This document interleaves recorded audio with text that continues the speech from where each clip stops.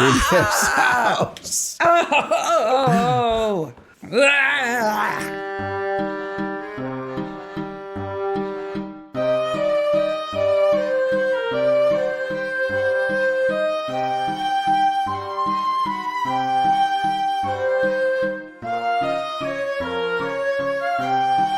Hey, Maniacs. Hey, Maniacs. How you doing, Midsomer Maniacs? This is Midsomer Maniacs, a comedy recap podcast dedicated to the ITV series Midsomer Murders. Each week we dig into an episode of the show, including the murders, the mayhem, the loonies, and everything else we love. What's your name? My name is Mark Bell. I'm Sarah Smith Robbins, and this is a spoiler podcast. If you've not watched season 19, episode 1, The Village That Rose from the Dead, go watch it before you listen, because we're going to ruin it for you. Yep, absolutely. We're going to talk about the killer almost right away. Mommy. Wow. I got a lot to say about that. Yeah. If you let your kids run around deserted villages in tanks, then they can handle this podcast. Is okay for them.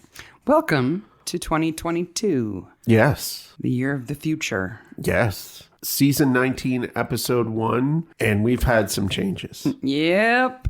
So the first change is... almost made me cry, even though I knew everything about it and have seen the episode I don't know how many times before.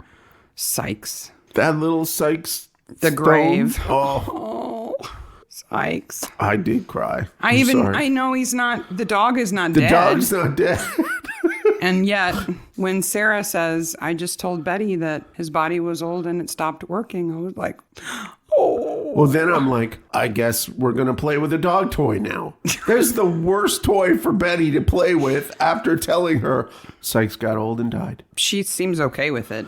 It's Betty. She's a psychopath. I was upset with it. And the other big change is that Nelson is gone. And winter is coming. Yes. I'm going to use that picture for the reminder for this week's episode. Winter is coming. I did a little Photoshop magic with winter. So we hear that Nelson is off on an undercover course, and Barnaby has been stuck with a couple of temporary sergeants that he's not been happy with. But then by the end of the episode, we know that Nelson's not coming back. He's staying undercover. Yes. So Winter is the new sergeant. It makes incredible sense that they would have undercover courses.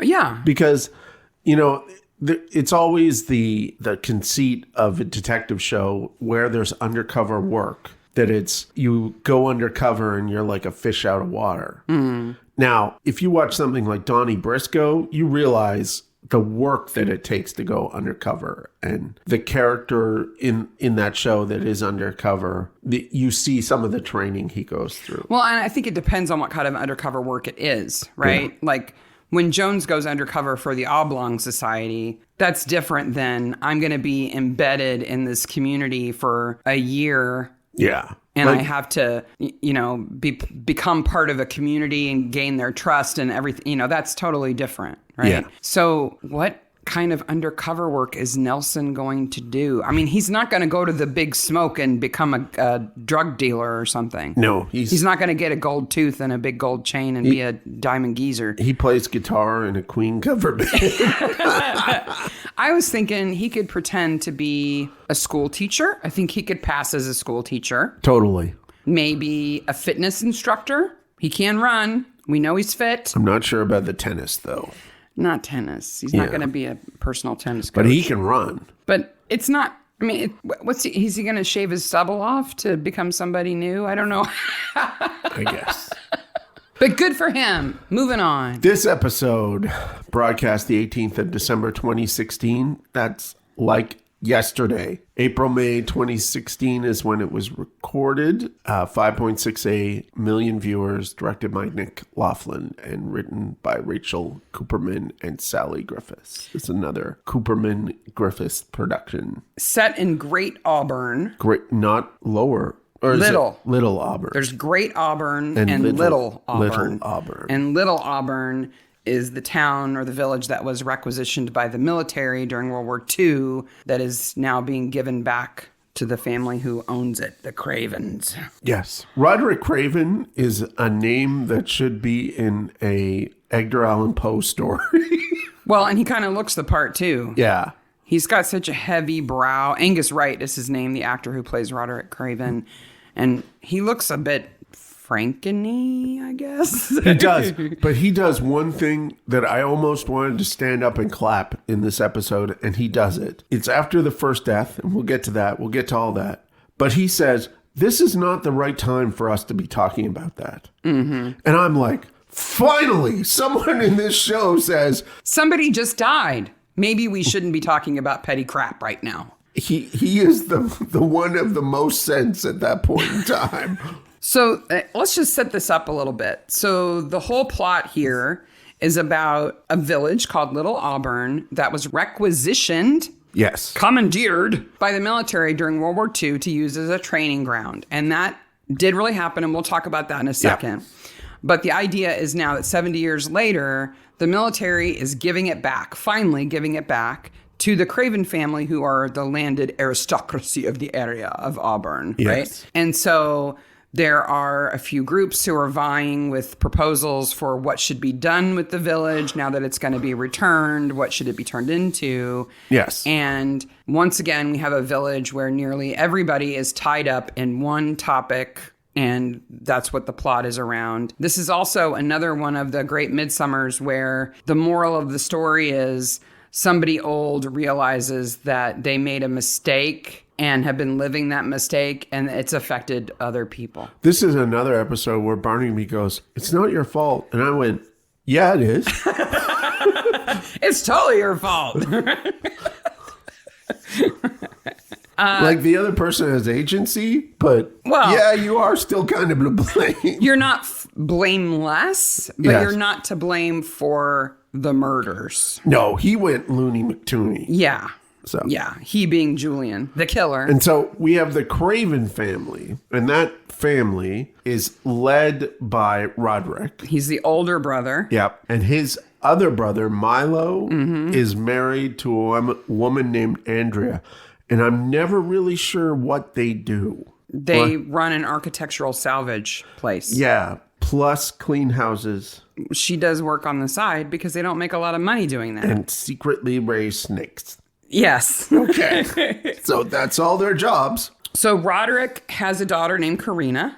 Yes. Right? Milo and Andrea have 3 kids. Yes. Finn, who's the first victim. And we think that Finn is from Andrea's first marriage. Or before they got married, she had Finn already. Yes. She was a waitress in a bar, not a cocktail bar. Not a cocktail bar. He didn't meet her when she was a waitress in a cocktail bar. What band is that? That is Human League. Human League, yeah. So Andrea we're going to assume that she had Finn already, because if not, Finn and Karina are cousins and should not be getting married. At best, they're cousins. Yeah. Okay, so Andrea has Finn, and then together with Milo, yes, they have Dottie, the traitor child. The useless traitor child. And Josh, the snake handler. Yes. Now... the bad steak. Yeah. Now, Andrea is Fred Messenger's daughter. Yes. Now, Fred Messenger, played by David Burke, a.k.a. Watson, in Jeremy Brett's Sherlock Holmes, if you ever watched those. Is he first Watson or second Watson? Second Watson. He's second Watson. He's the longer Watson. Yes. Because, the Jeremy Brett's Sherlock had one Watson in the first series, who was literally...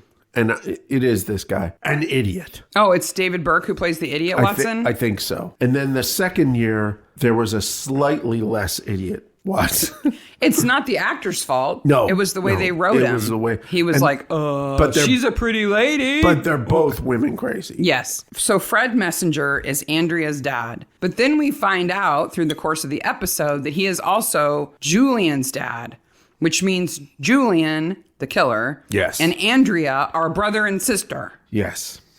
But Sylvia Leonard, a.k.a. old curmudgeon-y lady with the Jamiroquai hat at the beginning of the episode, is not her mother. No. So they're half-siblings. They're half-siblings. Really, in the end, Sylvia is half a parent. That's it. Like, Like she has no other relation to a lot of other people. No. There are two kind of sub-families along with this. Julian has his wife, which is Susan. Mm-hmm. Who's an MP. So they have no children. Right. It's implied that she has had relations with women before, so I'm assuming they have no children. And then we have Lucy and Blake. Lucy Yes. the floozy. Played by Sally Phillips. Lucy is fantastic. Lucy is flirting with Susan to get her way while she's sleeping with Julian, who's the killer, and drives her husband to try to kill people with a gun. No. I think she's sleeping with Susan too. Maybe. I think it's Susan in bed with her in the hotel. You do? Yeah. I think it's Julian. I think we're supposed to think it could be Susan. Yeah. But I don't think her relationship with Susan got to that point because later Susan says it's not a relationship. Oh, I do. I think Lucy would use her. Oh, I think she weaponry would as- have if it had suited her. I think she would have. She's clearly driving a Jag and wearing heels and has a rhinestone covered phone case. So I love how they go into the village. They go into the village for the first time in 75 years, and she wears heels. Yeah. And Sally, what's her name? What is it? Sally Phillips. And the Sally actress. Phillips does a fantastic job. Oh, she does a great job. Well, and it's funny because so Hugh Dennis, who plays Milo, and Sally Phillips, who play Lucy in this episode, are both comedic actors. And both been on Taskmaster. Yeah, and I can't help but think of them as what they did on Taskmaster when we watched it. You know, if you haven't watched Taskmaster, most of the episodes are available on YouTube. Yeah. From the Taskmaster people. Yeah. And you should watch it. They're great fun. It is hilarious. Greg Davies is awesome. You know, sometimes with panel shows in England, you know they don't take the points seriously. Like QI doesn't take the points seriously. Right. And This Week or the Quiz or whatever, all those shows, they don't really take the points seriously. Taskmaster, they're on. Yeah, it's hardcore. They are hardcore. It's super fun. It may have gotten us through the first few months of the pandemic too, because they did at-home tasks and stuff that were just great. Yep. They were really great. Absolutely. So those two, I can't help but think of as funny people, but they're not funny in this episode, but they both do a great job. They're much better actors than I expected them to be. Oh, they're as very comedians. good actors. Yeah. Hugh Dennis is really good on that Mock the Week show too. Yes. Where they do the improv stuff. And we just saw him in the new James Bond movie. That's true. He is. Yeah. Yeah. He's in he plays a scientist for about 5 minutes. And then he gets James Bonded. Yes. Yeah. So the three proposals for the village are an eco-village, a luxury condo establishment, and a living museum. Yes. But we have a problem that we have to deal with right off the top. Mm-hmm. Okay? It annoyed me right from the very beginning of the episode. That Julian calls Sylvia mommy. He calls her mommy. And he's like 50. He's way more than 50. And I love at the end, he calls her mother. Mm-hmm. I'm like, ooh. Ooh, your mother Things now. have changed, man. You used to be mommy, and now you're mother. My feeling is any man who calls his mother mommy over the age of 18? 18 Really? is a killer. 15? It's Norman Bates stuff. Yeah. So Julian is an attorney, a solicitor, and he's Roderick's solicitor. And later he says, I have to be impartial. I can't say that I'm for one of these projects. But when Sylvia gives her little presentation in the pub, he's like, good job, mommy. Oh, yeah, he's for that one. Yeah. He's just lying to the cops because he's the killer. Mm-hmm. So there's a 40s night at the Cross Keys. Mm-hmm. This is where this is all happening. It's the pub. I don't know why it has to do, why everything has to be on the same night, including the 40s night with their bunny hop. They're celebrating the return of the village the next day. I guess so. But they don't have to have a village meeting at the same time in the back room. Yeah, I don't know why they're doing their proposals in the back room during the party. That's kind of silly. You get the sense from Midsomer that anybody who lives in a village anywhere in England has like a closet that is just wardrobes of different eras. Yeah. Like, this is my outfit for Tudor themed events. This is my medieval outfit. This is my 40s outfit. This is my 20s outfit. Because there could be a theme night anytime. Spanish night. Yeah, this is my flamenco costume. We've had Spanish night before. They're in a pub called Cross Keys. Do you know anything about that? No. So Cross Keys is a symbol of St. Peter. Okay. He has the keys to heaven. Right. The Golden Gates. And it's a sign of English nationalism that grew popular after the Civil War in the 17th century. Okay. So that's why they would name the new pub the Cross Keys after the old pub, because it's a tradition. Yes. Yeah. And does Fred own both pubs? I think so. That's what he's trying to prove, is that he still has the deed to the old pub. Yeah. But the new pub where the party's happening, he owns that place. He owns that place. Okay. I wasn't sure. Poor Josh is only allowed one drink. Well, he is a child. Josh is an interesting cat. The actor's name is... William Melling. Yeah. He's in 3 Harry Potter films, and he has no picture on IMDb. I think he's supposed to be younger than 18. Yeah. He wears his hat backwards, so he's got to be 16. That's the rule. I didn't know snakes could bite. So Finn... But he does do the thing that kids do, where he gets bitten by a snake, which clearly looks like a snake bite. Yeah. There are parts in this episode where Andrea is the stupidest human being on the planet. Yeah. It clearly looks like a snake bite, and he just covers it up and it gets infected. Right. That is a total teenager kid thing. And yeah, because I don't want to admit that I've done something stupid, so I'm just going to pretend it didn't happen and let it go away. Yeah. Until it goes so far that I can't and I have to collapse in the woods. Yes. You'd think he would have at least told his dad, since his dad was in on it. You would think. So the night of the party, Finn takes off and goes to Little Auburn. Yes. Right? And he's pushing his bike. No, he rides his bike first. Right. And he says he can't go home because... he's too drunk to ride his bike. Yes. But then he's riding his bike. But then he's riding his bike. Yes. But then he has to get off his bike and push it because he has to work his way through the fence. Yes. Then he gets back on his bike, yes. Right? So he's back on his bike in a village that has been abandoned for 70 years, except for the graffiti people who've obviously come in and painted their tags everywhere because they're cool like that. Yes. And yet gets up enough speed that when he runs into a wire, it knocks him off his bike and breaks his leg. Okay. So first of all, we've seen the wire and the bike or motorcyclist. Motorcycle, I give you. Motorcycle, you're going at speed. And your head goes pop right off. Right off. But he's got no speed at all. But they do a great job here with this, how it looks. He launches off the back of that bike. As if he was going much faster than he is. I also think it's the actor who has that happen to him. And then he clutches his leg and he clutches his chest. Yeah. So it hit him across the chest. Definitely hurt him. If he was going fast enough. Yes. And I don't think he is. Never mind the fact that Julian is at the party and then has to sneak all the way across into the secret area, put the wire across, and hotwire the tank. How does Julian know how to hotwire a tank? They teach you that in law school. Oh, They okay. have a class on hot wiring tanks. I didn't know that. Yes.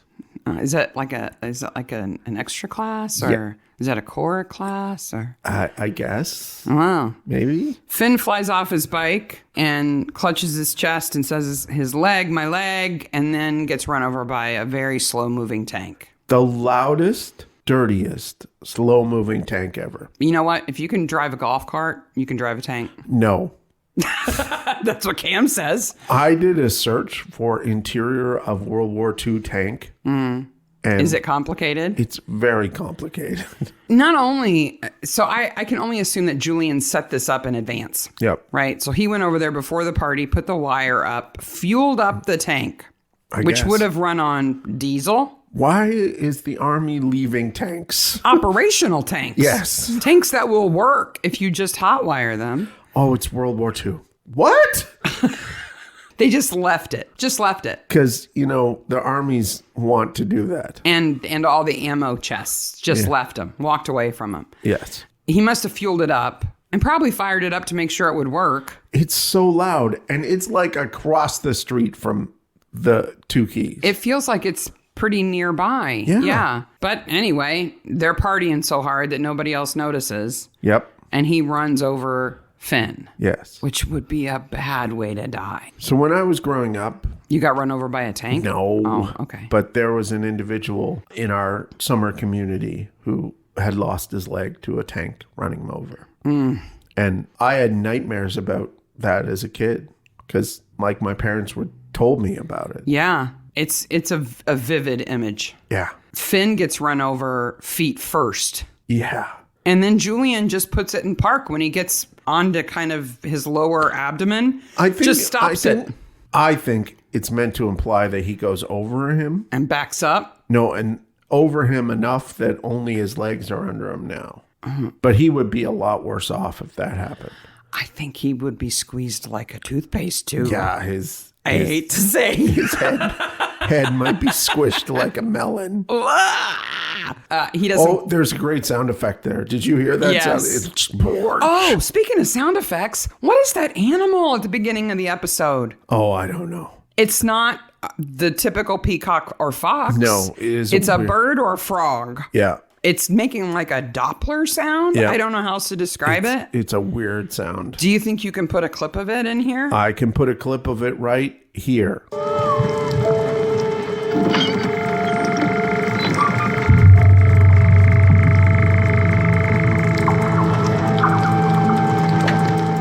What the hell is that? I don't know. Well, hopefully somebody will tell us what they think it is. Please do.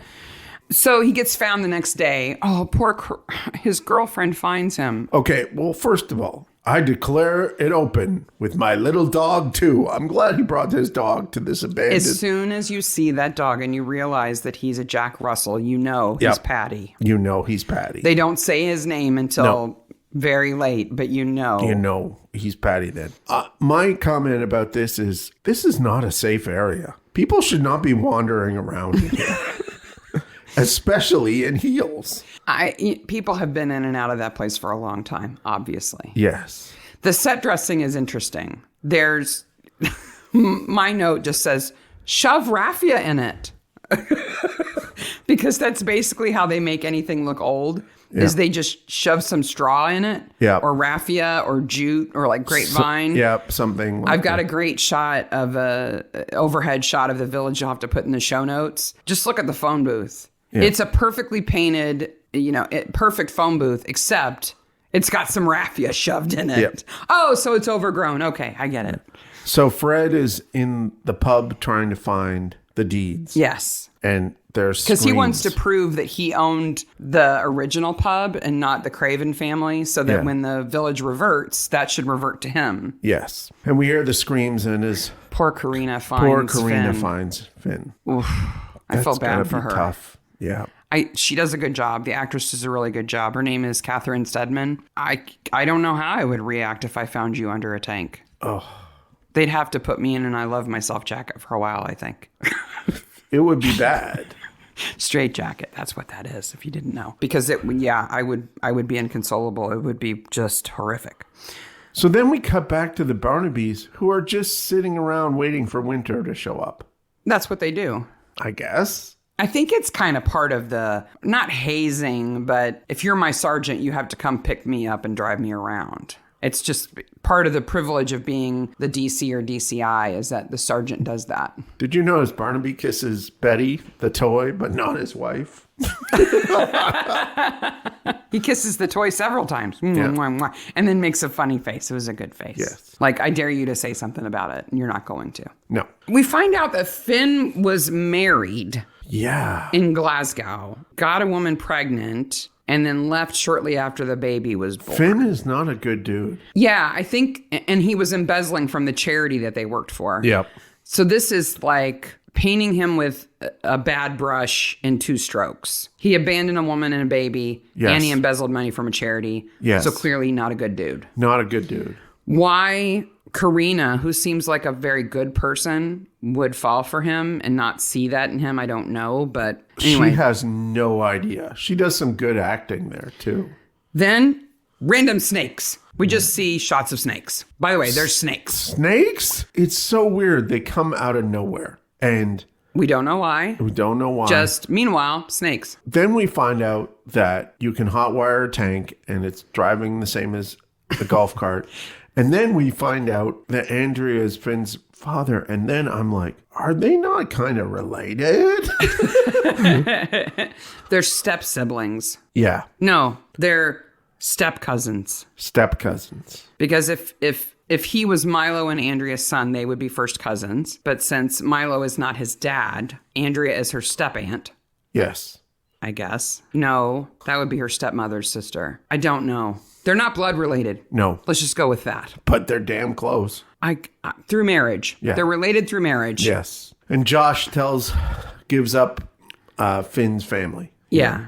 Yeah. Finn was a bad dude who got squeezed like a toothpaste tube by a tank.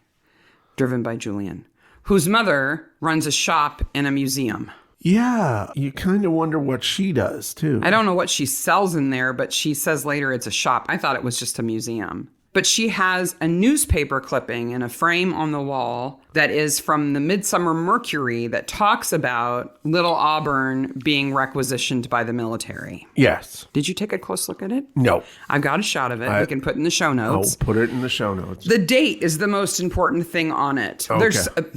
There's about 5 misspellings on it. Nice. I'll tell you that. But the date is June 6th, 1946. And the headline is about people having to move out of the village, and they're sacrificing, for the war effort. Yes. And they've been given like 30 days to move out. But this is 46. Mm-hmm. Which is after the war. Mm-hmm. Wow. The victory parades in London started on the 8th of June, and this is from the 6th of June. Wow. Why is the military requisitioning this village? I don't know. When the war has already been declared won. So let me tell you about Imber, the sad story of Imber. Which is a real village that was requisitioned by the government, right? Yep. They took over the village of Imber in the Second World War. That's Imber? Imber. And unfortunately, they had the worst friendly fire incident on British soil there. Oh. They took it over for training purposes, right? Yes. Okay. And but for D-Day, is that what they were doing, was practicing for D-Day? One of the Royal Air Force fighter aircraft partaking in a firepower demonstration accidentally opened fire on the crowd of spectators. Oh, it wasn't even other military personnel. It was just civilians. Killing 25. Oh my gosh. And wounding 71. When was that? 1942. Like, talk about how disheartening that must have been. That'd hurt morale, wouldn't it? Yeah, absolutely. Oh, that's horrible. And I feel for the person in the plane who did that, like by accident, obviously. Pilot error and bad weather were blamed. Oh, that's horrible. And then there's the Stanford training area, which is what I thought was interesting because it is 30,000 acres, which the government just said, we're taking this, which included 4 different villages. Wow. They just took them. There's only a certain amount of space on an island. Yeah. And you got to prepare to invade France. Yeah, you got to practice. And you know what? If it means that more of the boys came home, you move out of your village. Absolutely. The one I read about was the village of Tyneham, which is on the Dorset coast. That was requisitioned by the government in 1943. And it was actually owned by one family called the Bond family. Okay. So it's very similar to this situation. Yeah. And then I learned that the National Archives of the UK have this awesome site called Help With Your Research, which has research guides, including one that is land requisitioned during the war for World War I and II. So you can go on there and you can see maps of what was requisitioned. You can see the agreements that the government made with individuals. You can see the names of the people who signed off to and what they were paid for their cottages. Record. And it's amazing. No, we'll put that in the show notes for sure. If you are at all interested in the history of World War I and II in the UK, it is fascinating. Yeah. I had to really fight going down that rabbit hole because I could have looked at it all day long. It's so cool. That. Can we agree that Lucy has bad taste? Okay. She has horrific taste. Her phone case just is the beginning of it. But I have to applaud the set dressers. Okay. Because they took a living room that was a standard, normal, middle-class living room. Yeah. brought in a crate of lion pillows, pink, that fuzzy, picture behind the sequined stuff, scattered it around, and made it insta-tacky. It is insta-tacky. Her coffee table bothers me. Yeah. It's like clear plastic, but it has these big like wells in it. Yes. If you set your drink on it, it's going to fall over instantly. It's just stupid. Yeah. It's a stupid table. But I think it's supposed to give us the impression they're so wealthy that they can make bad choices. They're allowed to buy tack. They're useless characters, but they're not as useless as Dottie. Dottie the traitor child? Yes. She's the most... I have a point where I'm like, who is that? Oh, that's Dottie. Who is she again? Oh, yeah. She's Josh's sister. Yes. She's Milo and Andrea's daughter. But she's rooting for Lucy and Blake. Yes. She's a traitor, for sure. She should be rooting for her brother's plan. Yes. For Finn's plan. Her half-brother. At best. At best? The impression I get is that she wants to be associated with a wealthy, successful project, and so she wants to be involved in these luxury condos. But like Blake, Lucy's husband Blake, is the second stupidest human being on this episode. Yeah. Because you would know instantly that she is just bad news up and down. If they've done any business together before, which they clearly have, he knows exactly how she operates. She's a schemer. Yep. She's a manipulator, and that's how she's successful. If he knows her at all, he knows that's what she does. He shouldn't be surprised at all. Why does Finn call her? I don't know. I don't know how Julian knows Finn is going to be in the village the night that he gets killed. Because they're living there. But why is he going back there alone? How does Julian know he's going to go back there alone unless they've arranged to meet? Because Finn was blackmailing Julian, right? And why does he disrupt all their stuff? Because my first thought is... Yeah, why does he... I mean, he's looking for some kind of information that Finn had that proved bad things about Julian. But that was just information in his head. Maybe he had some squished paperwork. I don't know. But Finn stashed his most secret things under a board on a stairway. So he's not very smart. I was like, I know this is an abandoned property, but that's not a very good flop. Mm-mm. You should be less messy with your stuff. I was happy they said that it had been ransacked. Yeah. Because if that's how they were living... At first, I was like, that's how they're living? No. Sylvia catches Fred in Rod's house. Yes. Right? He's ransacked. He's digging around because he's looking for the deed. Yes. And this is before... I think it's before Rod dies. No, it's after Roderick dies. Okay. Lucy is... try and manipulate Susan, yes, who's an MP, yes, who she thinks can help her get her plan through. And poor Susan's like, my mother-in-law's mean, my husband is nutsy, I'm an MP, and you want me to do what? I feel bad for her. Because she falls for Lucy's crap too. Lucy and Julian deserve each other. Yeah, absolutely. Then Roderick gets lured into the old village, knocked into a hole, and poisoned, and posed in the weirdest way. Yeah, I love how it gets going here. They should have just left him in the hole. Yeah. Why'd they pose him on the wall like that, sitting on a bunch of ammunition boxes?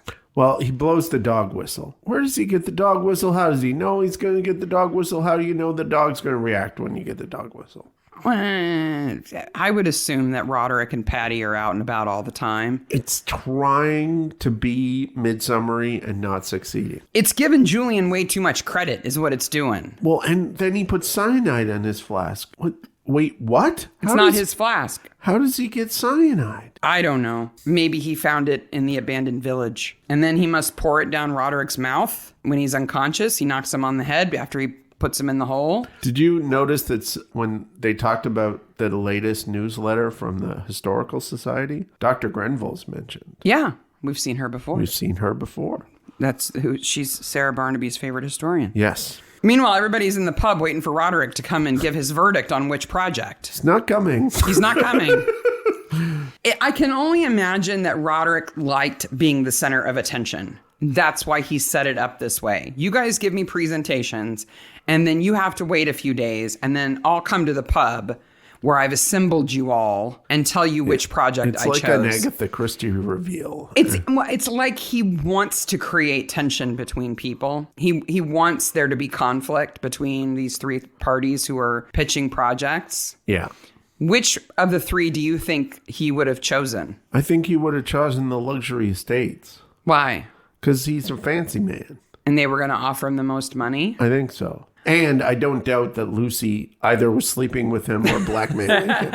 I think we're supposed to think Roderick is above that kind of manipulation, that he wouldn't have fallen for that. I think Barnaby's right when he says he would have chosen the eco lodges if he wanted to make his daughter happy. He would have chosen the luxury condos if he wanted to make money. And if he wanted a simple life, he would have chosen the historic site. Yeah, I think that's accurate. That's completely accurate. Though I think they could have combined the eco stuff with the historic site. They could have. Because you can only recreate so much of a village. But Sylvia is too fancy for anyone. Except for Fred. Yeah. Well, who she tells to get away from the front of her store because he's bringing down the place. Yeah, it's a little projection there. Mm-hmm. I love when she has that conflict with Julian in the front of her store. And he's like, I'm really sorry to be disappointment. And she says, my whole life has been a disappointment. I'm like, what? And then Julian's like, leave mommy alone. Yeah. What? You're a grown-ass man. Do you think he talks about his mommy when he's in court? Oh, stop. It bothers you, doesn't it? Yes, it does. Then Josh collapses. Oh, yeah, Dad and I are breeding snakes. Whoops. You're what? What? In an abandoned building in the village, we have a generator where we're raising snakes because you can sell them for a lot of money. Yes. I think it takes a lot of skill to raise snakes, especially to breed snakes. I don't think that's easy to do. Yeah. Well, I have some stories about that. Oh, about breeding snakes? Because I accidentally saw one being born the other day on Reddit, and I really wish I hadn't. That's upsetting. I didn't scroll fast enough. No. I did some research into snakes killing their owners. Oh. Yes. Oh. Okay. What did you find? This is your week for bad Google searches, by the way. I found local stuff. Oh, no. The most recent story I found was from 2019, 1st of November. This is from the Indianapolis Star. Oh, boy. That is close by. The headline is, What We Know About the Indiana Woman's Death from Python Strangulation. So she owned a python and it killed her? She had an 8-foot reticulated python in her house. Mm-hmm. This house was in Battleground, Indiana. It's about 5 miles north of Lafayette, so about 2 hours away from us. Okay. Her house was completely renovated for keeping snakes. She had 30 snakes in the house. That's a nightmare. Yes. Oh, no. It has a note here that says there's no laws under Indiana State Police jurisdiction affecting a house with so many snakes. You're allowed to have as many snakes as you want. Yep. Huh? You're allowed to have as many snakes as you want. As long as you're taking care of them, I guess. Animal welfare is not going to come down on you. There were no venomous snakes, and there are permits required for venomous and endangered snakes, but constrictors, there's no. You can have all the constrictors you want? Yes. Those great big snakes? Yep. Awesome. And there's a note about other people that have been killed by pythons, including a gentleman in Britain that was killed by his 8-foot African royal python in 2017. So I looked him up, and his name was Daniel Brandon, and he was killed by his pet python, Tiny. He died of asphyxiation in 2018 near Basingstoke. How does that happen? One of his pets, a female African rock python named Tiny, was found near his body. He also had 10 snakes and 12 tarantulas in his house. Oh. This is upstairs in his room. He lived with his mother. Of course he did. He had all those things in his room, in one room. She told the court on the night of her son's death that she heard a bang coming from his room, but assumed a dumbbell had fell or he had knocked something over. So he's an adult man with all those animals in his room, and he lifts weights in there too. Yep. Okay, I know exactly what kind of person he is. So he's got an internet girlfriend too who doesn't exist. Python of Africa. Okay, but this was tiny. They can reach 7 meters. That's 21 feet. 21 feet. That's a school bus. And then at the end of the India Star article, they just drop this in. Okay. Mm-hmm. In 2018, a python named Vine escaped in Beech Grove, launching an extensive search which led to the snake being found under a shed. Now, I have to tell you, dear listeners, this is where Sarah went to high school. I distinctly remember a python getting loose near where I lived as a kid, and they found it in a basement window well. Yeah.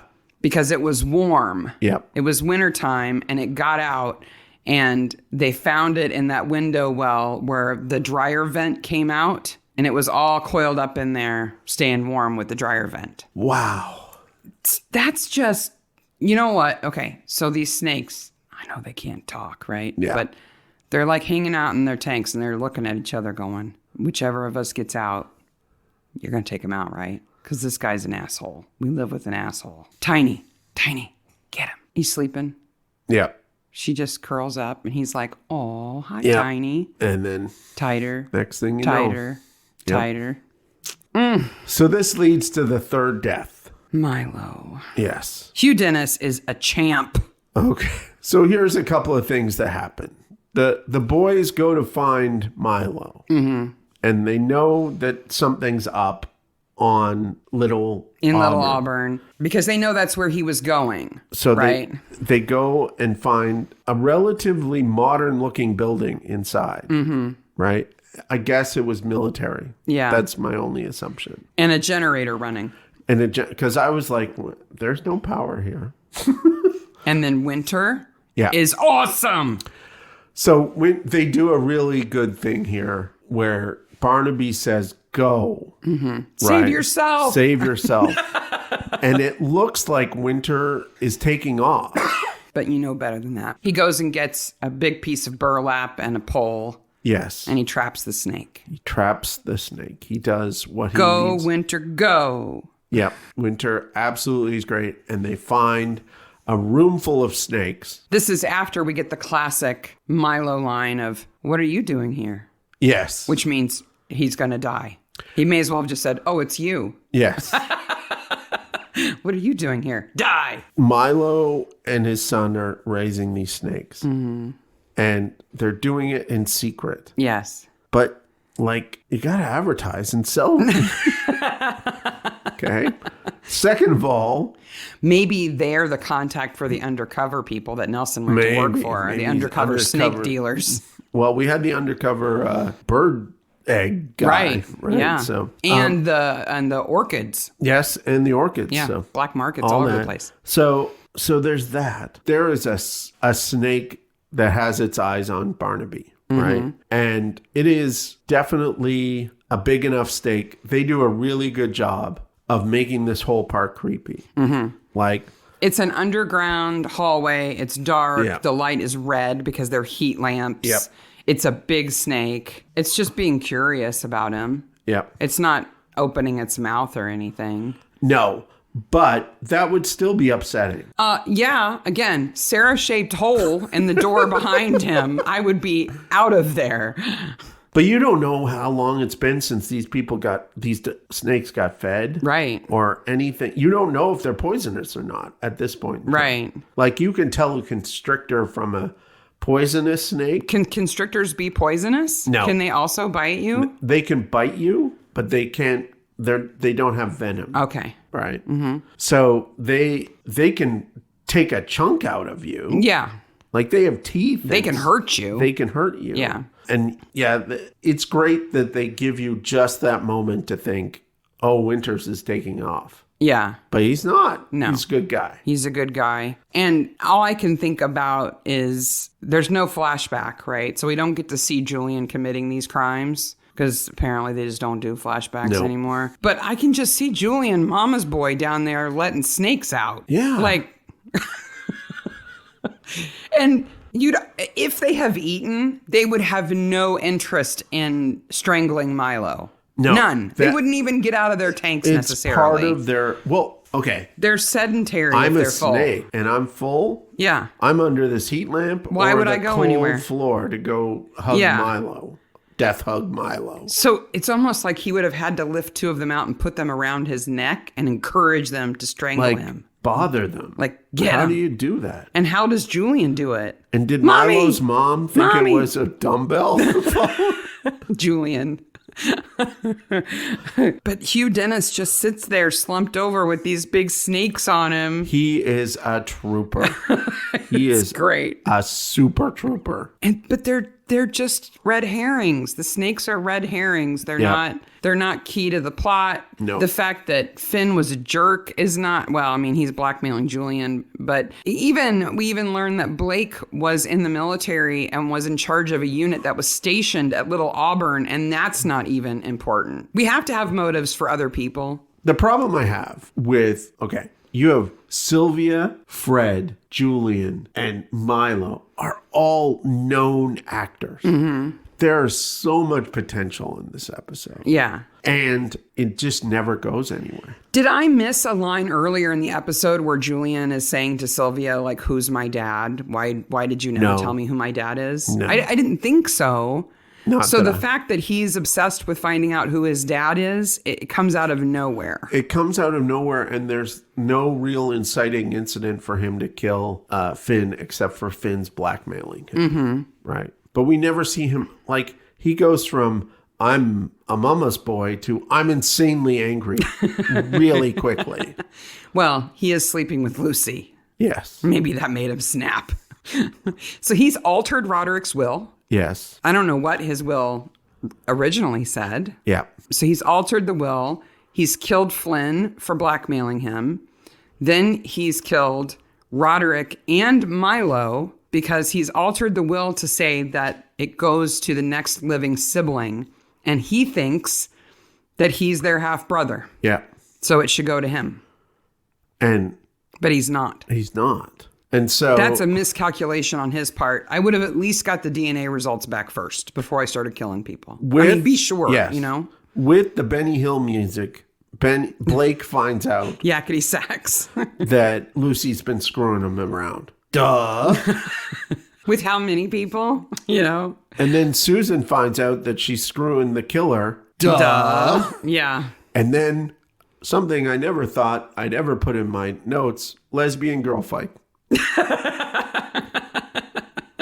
Not for a Midsomer. It's pretty rare for a Midsomer. It's pretty rare for a Midsomer to have a lesbian girl fight. When Blake is waving the gun around at Julian and wants to shoot him, Winter is again super brave. Super brave. Probably inadvisably brave. Really risky brave. I have a note that says, dance, killer, mommy man, dance.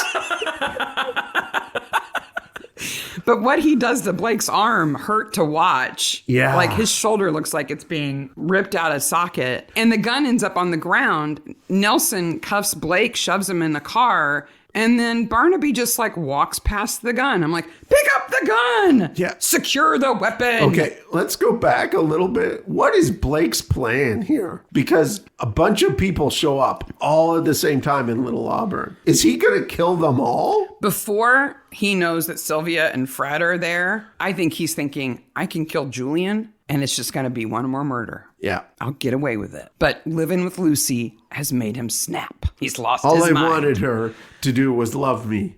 Dude, have you met her? I've never asked her for anything except to love me. Only me. Okay, she broke that one a long time ago. And I love how Julian's like, guess it's all solved now. Yeah. Oh, well, you got Blake. See ya. Come on, mommy. Yep. What? Oh, you want to talk to me? What? Huh? Yeah. Come on, mommy.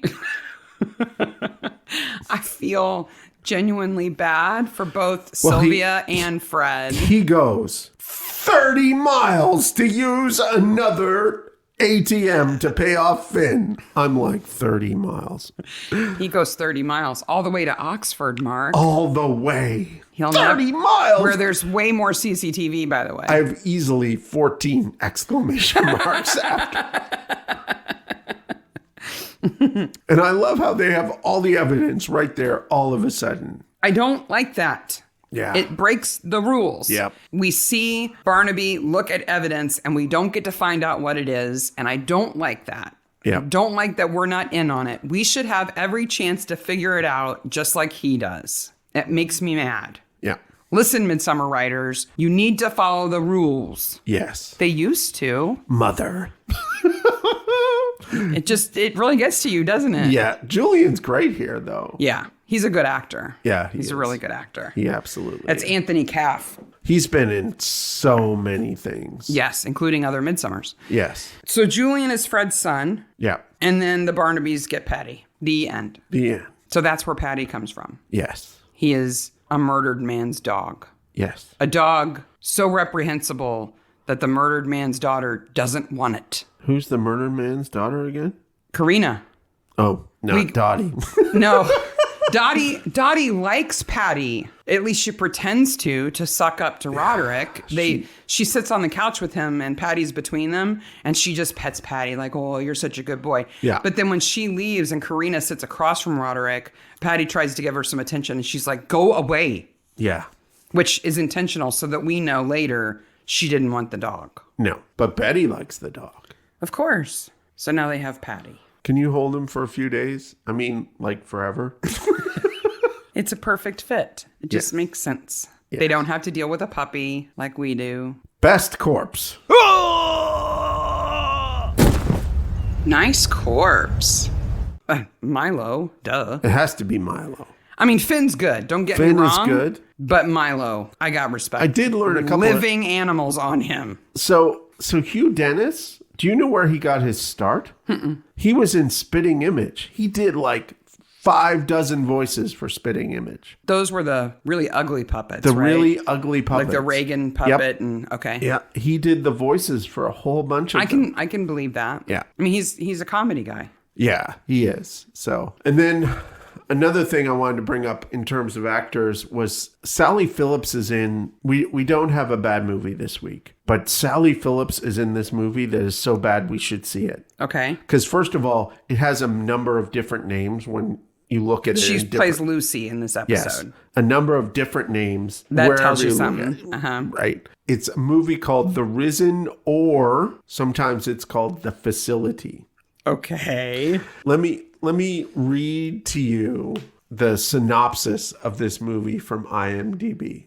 What year is this? I think it's 2001. So she can't blame it on being young and hungry and not getting roles. She was successful already. It's listed as The Risen. RIZEN. Oh, okay. 2017. It's a recent movie. Yep. Oh, Sally. Yep. So the synopsis on IMDb is this. The year is 1955. NATO and the Allied forces have conducted secret occult experiments in a bid to win the arms race. Now they have finally succeeded, but what the army has unleashed threatens to tear our world apart. One woman must lead the only survivors past the horrors of the military has no way to control, to fight, to close what should have never been opened. Is she that woman? No. Okay. She plays a woman who is entitled... She is the suited woman. Oh, so she's in... So she has this book that had... The trailer is bonkers. I'll put the trailer in the show notes.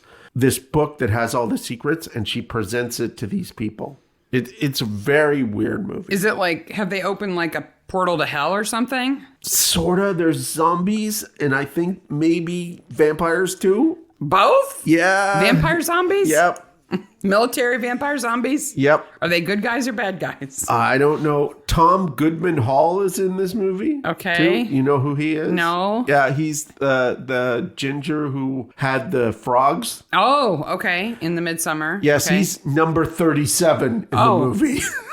Okay. This movie is Like, how many stars does it have? Or what's its rating? On IMDb, it has a 3.4 out of 10. That qualifies as a bad movie. Yep.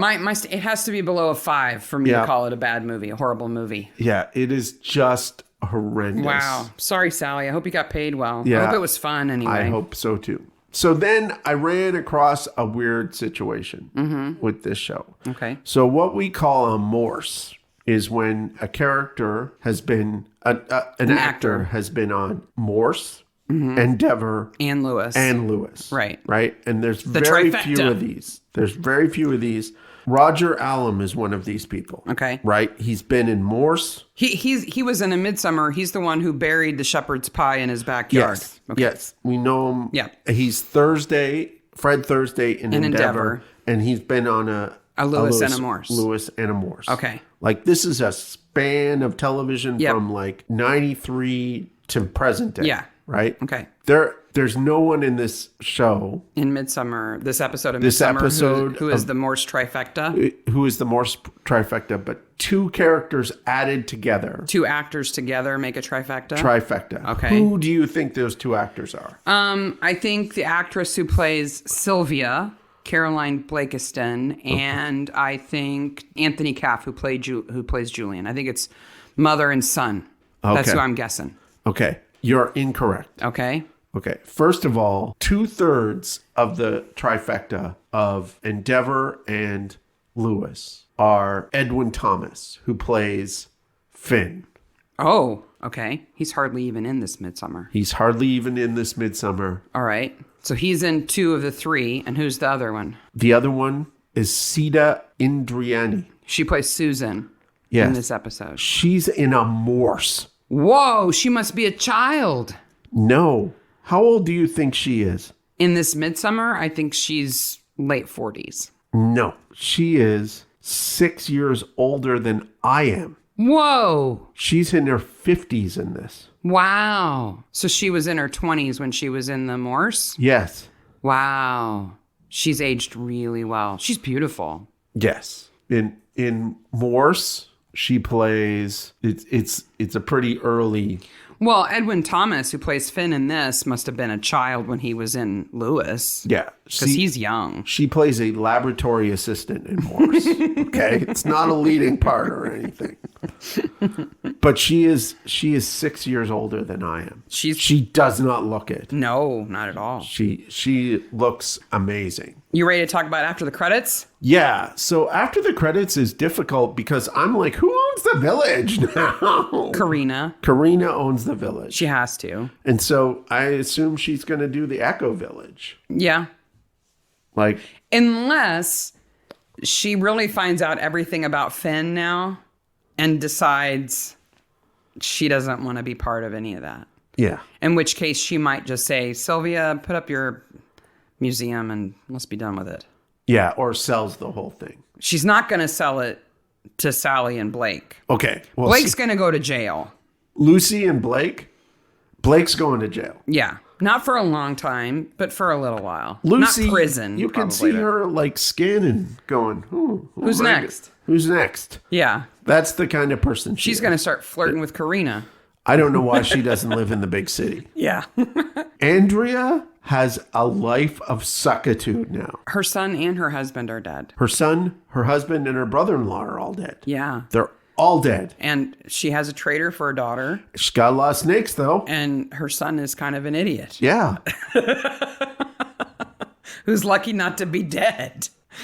Her relationship with Dottie has to change. Are Sylvia and Fred going to get along now? Are the old people going to spend time together? I think they will. I think Sylvia will soften up. And Fred's a good guy. So I think they'll be okay. Susan. She's not going to get reelected. No, she's not an MP for very long. No. And then she's probably just going to We'd like to ask you some questions about your ex-husband. Mm-hmm. She's just going to get out of there. Yeah, hopefully. Hopefully she finds a nice woman somewhere else. Something to make her happy. Josh is going to be like, whoa, maybe I should get a hug by a snake. And when Blake gets out of jail, he's going to run as far from Lucy as he can. Yeah. My sense is that he's the one of the two of them that actually has the money. Yeah, I think so. So if he doesn't spend it all on legal fees, he's going to spend it all on a divorce. Yep. Getting away from her. Absolutely. The end. Wow. Absolutely. It's another attempt to be a bonkers episode that doesn't quite get bonkery. It has all the ingredients. It's got snakes. But they're not combined in the most bonkery way possible. No. But it's close. Yeah, they try. I don't dislike this episode. No. It's got snakes. It does. It's crazy. Up next is episode 2, Crime and Punishment. It's one of these, there was a crime in the past, a drunk driver, and now we're trying to figure out who did it. Okay. And it's about... It's a cold case come back to life. Cold case thingmadoodle. Coolio. Then we have Last Man Out, which is episode 3 of season 19, which is a cricket episode. And then we get back to real Bonkers Town, which is Red and Tooth and Claw. Oh, yes. The werewolf. No. Oh, no. It's the rabbit episode. The rabbits. Yes. Yes. The rabbits. This is I think... Yeah. I always think that that's the werewolf episode, but it's the rabbits. Lisa wrote it. Yes. So, yep, it's the rabbit episode. Rabbits. Yep. Okay. You can find Midsomer Maniacs on Twitter, Instagram, and email. Also, the Midsomer subreddit. Groups, the Midsomer subreddit, which has been active with all sorts of weird and wonderful questions as of late. Bum bandits. Versus ass bandits. It's quite the debate going on there. Yep. On YouTube, if you like and subscribe us, hit the bell if you're listening on YouTube. And we will be back next week, Maniacs. Yeah. Okay. Bye, Maniacs. Bye, Maniacs.